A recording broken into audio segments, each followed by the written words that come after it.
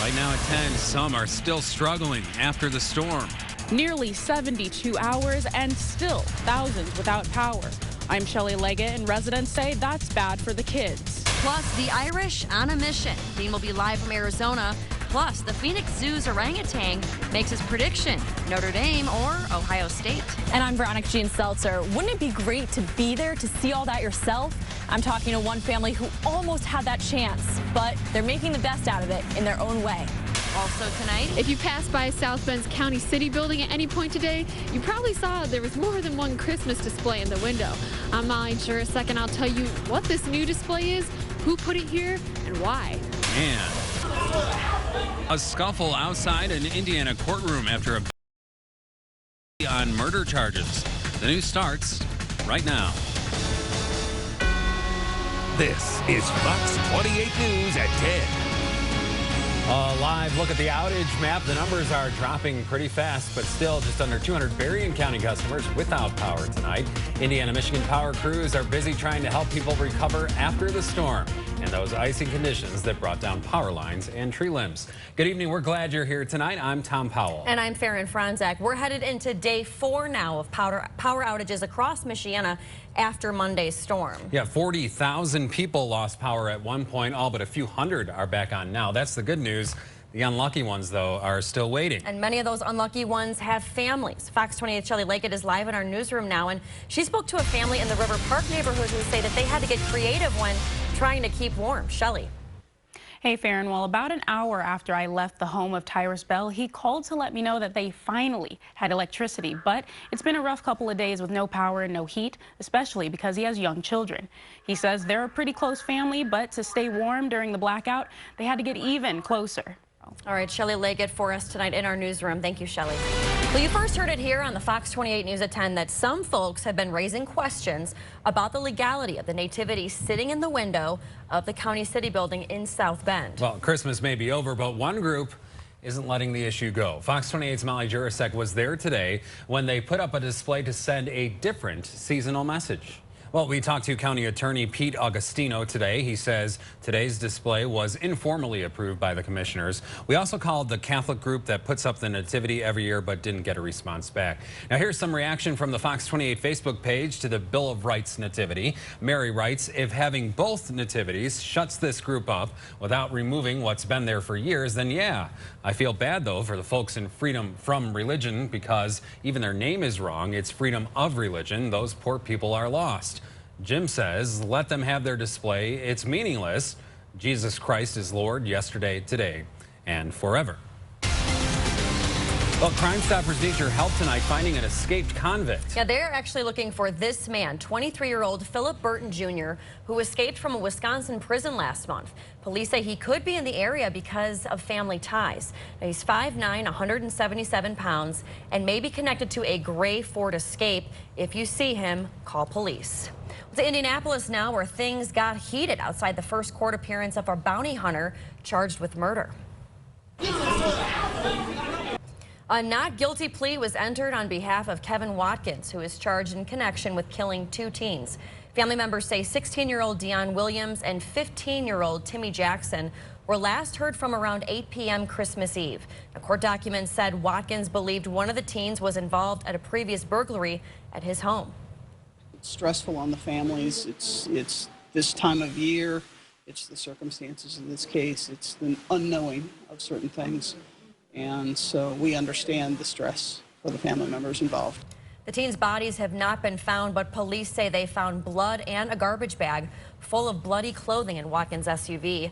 Watkins is being held without bond in the Marion County Jail. He'll be in court again February 10th. We are just 2 days away from seeing the Fighting Irish take on Ohio State in the Fiesta Bowl. And Fox 28 Sports Director Dean Hubbard will have live coverage. But first, Fox 28's Veronica Jean Seltzer is here in the studio right now. And VJ, you went out looking for a Michiana family lucky enough to have tickets to go to this big game. Yeah, exactly. And you know, there are several families here in Michiana who are obviously diehard fans. Some have already left for Arizona. others would give whatever they could for that opportunity. I found a family of fans who was so close to cheering on the Irish in person. Now they're just trying to make the best out of a frustrating situation. Fox 28's Dean Huppert. He is very excited for this big game. In fact, all of us here at Fox 28 are pretty excited. If we didn't have to work, we'd be there. The sports department is gearing up for the Irish on a Mission special that airs tomorrow. And Fox 28 sports director Dean Huppert is in Arizona tonight. He joins us live. Dean, you better be getting a beautiful tan out there. Well, I don't tan very well, not like you and Tom Farron, but... He's pretty good there, doesn't he? He like does. He fits right in. Yeah, you don't normally see cactus here in Michigan No, like you that, don't. you know? Yeah. Well, I don't know about you, Farron. You're already on track, but my New Year's resolution is definitely going to be to get in shape. We're going to do it together. We got our Fitbits. Coming up, tips from local trainers to make this year's resolution actually stick. All right, I'll wait for that. Hospital, they are also solving crimes. Hey, John. Hey, we got a little bit of lake effect snow on the way here to Michiana. Talk about that in just a couple of minutes. And we, of course, we'll have our 5-degree guarantee at the bottom of the hour. Stay with us. You're watching Fox 28 News at 10 with Farron Franzak, Tom Powell, Chief Meteorologist John Fisher, and Sports Director Dean Huppert.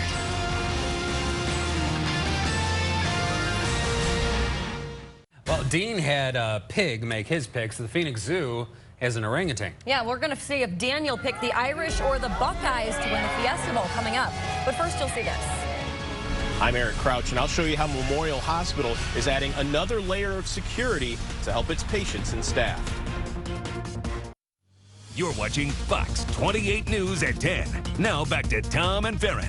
Well, we have an update tonight to a story that we brought you over the weekend here on the news at 10. Yeah, a man is in custody after allegedly stabbing his cousin Sunday afternoon. 24-year-old Abel Miramontes is charged with battery by means of a deadly weapon. Police say he stabbed 25-year-old Alexander Cervantes, then wound up driving his cousin to the hospital. Memorial Hospital police worked with authorities using surveillance video to assist in this arrest. Well, it's a place you might not expect to see police officers, Memorial Hospital, but the campus has its own police force, and they are looking to expand the roster over the next few years. Now, the Memorial Hospital police work with security guards to give 24/7 protection for the thousands of people who work or visit the hospital. Fox 28's Eric Crouch tells us it's a way to keep everyone feeling at ease at a time where it seems like no public place is 100% safe. Right now, there's 24 security guards and 8 full-time officers. Whitefield says he hopes to eventually have 15 full-time officers on staff. Well, protesters have been calling for Chicago Mayor Rahm Emanuel's resignation ever since dashcam video was released showing a white officer shooting a black teenager 16 times. But instead of stepping down, the mayor is coming forward with some policy changes. All police officers will be trained to use tasers by June, and they'll go through more training to make encounters with citizens less confrontational. There's a difference between whether someone can use a gun and when they should use a gun. And we as a city must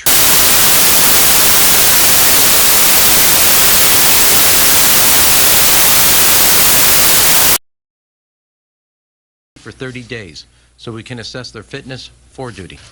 That is a change from just 3 days of desk duty before. Well, Donald Trump, he's back at it again. Yeah, but why is he talking about hairspray as a way to criticize President Obama? And South Bend's mayor is talking about the past and the future in a slick new video touting the city's birthday. But first, here on the news at 10, a once beloved TV dad is out on bond tonight. A look at what's next in the case against Bill Cosby. That's next.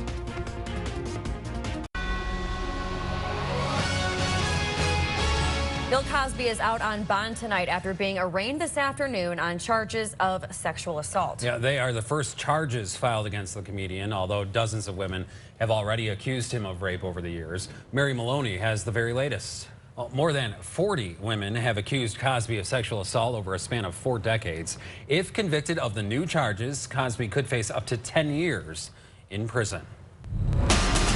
Now, primetime politics. Problem with the carbon footprint. You can't use hairspray because hairspray is going to affect the ozone. I'm in my room in New York City and I want to put a little spray so that I can.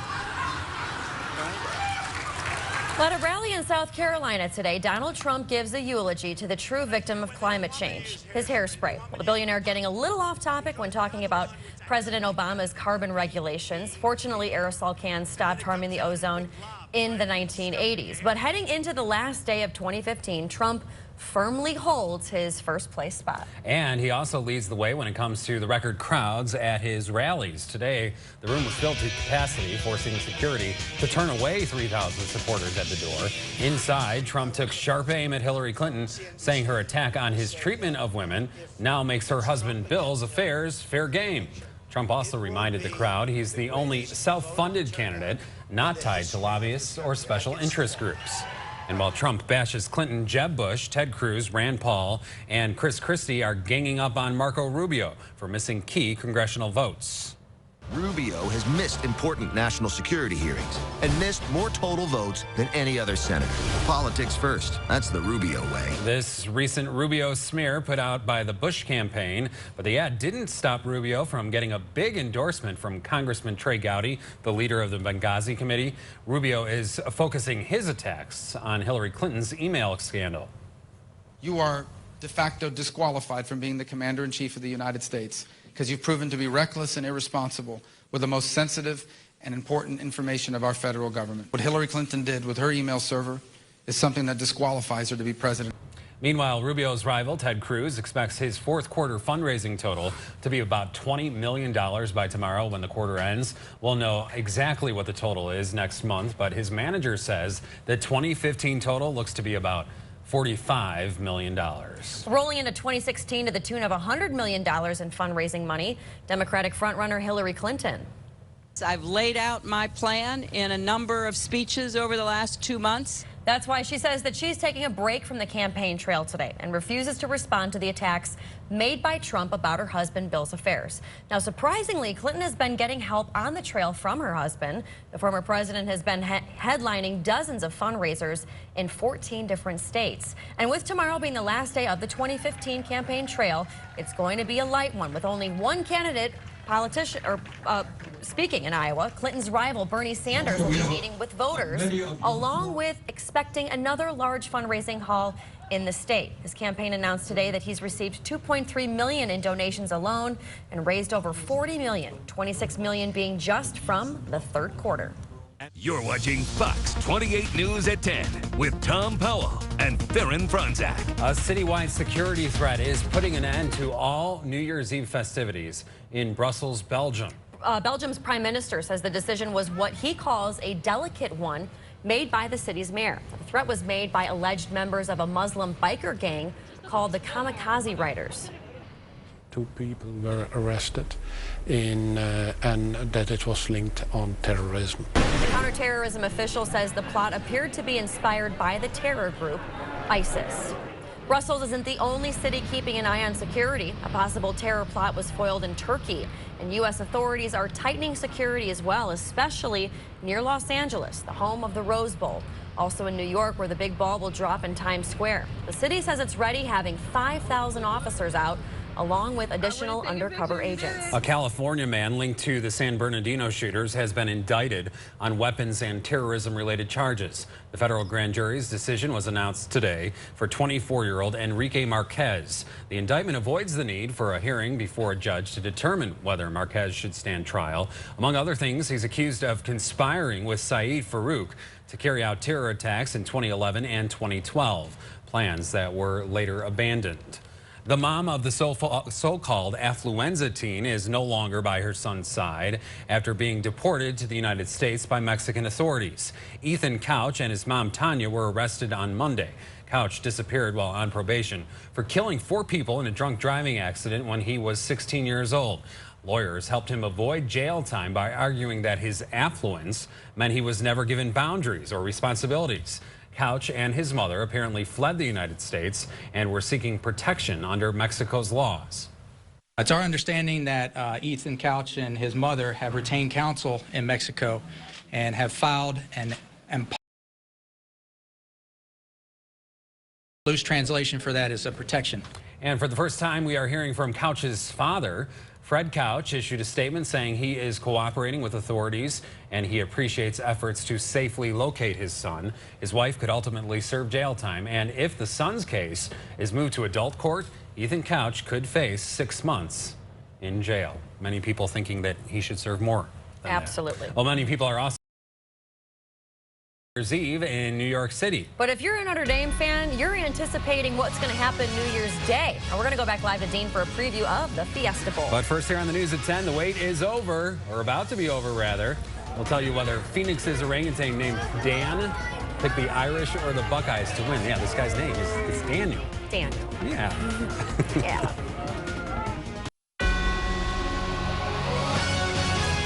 So are you looking to feel a little civic pride? Well, South Bend 150 released a video recap of the city's 150th anniversary celebrations. Take a listen. Today, South Bend is experiencing a renewal. You can feel fresh energy throughout the city. That is Mayor Pete Buttigieg narrating the video. It touts events from the past year, like the 150th birthday celebration back in May and the unveiling of the river lights. The mayor thanks everyone who helped celebrate the city's milestone and says residents should look forward to an exciting future. Well, as we get set to say goodbye to 2015, many of us swear this will be the year to lose weight and get healthier. It is going to be the year. I can feel it. The Niles Buchanan YMCA, though, has some advice to help. The workout facility says to focus on 3 things: exercise, eating healthy, and managing stress. Now, the staff says it's important to give yourself small goals at the beginning.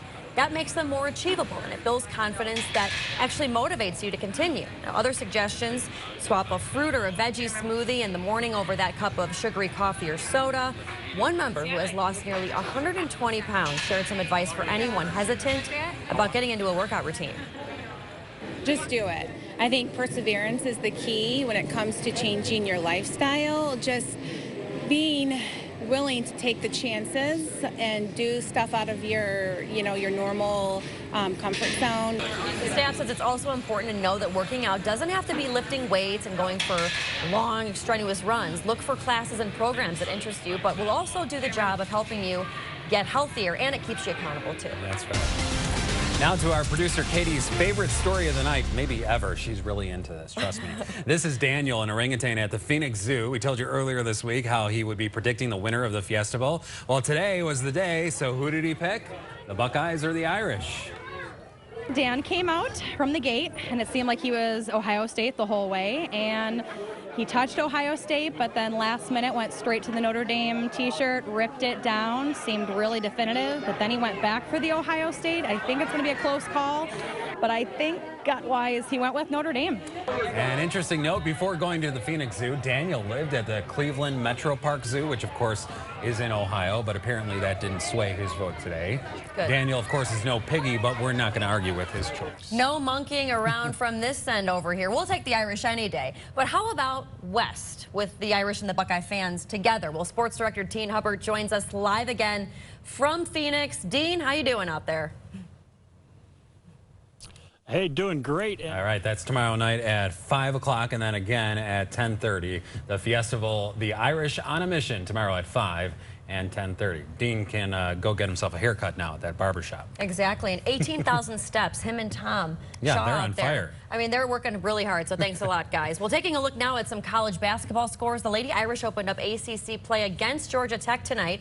Number 3 ranked Notre Dame beat the Yellow Jackets 85-76. Earlier today, Indiana's men's team opened up their league play against Rutgers. The Hoosiers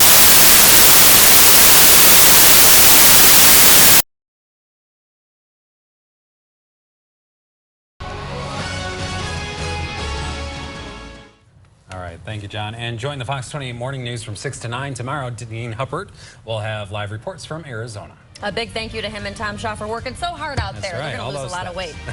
All those steps. Have a good night, everybody.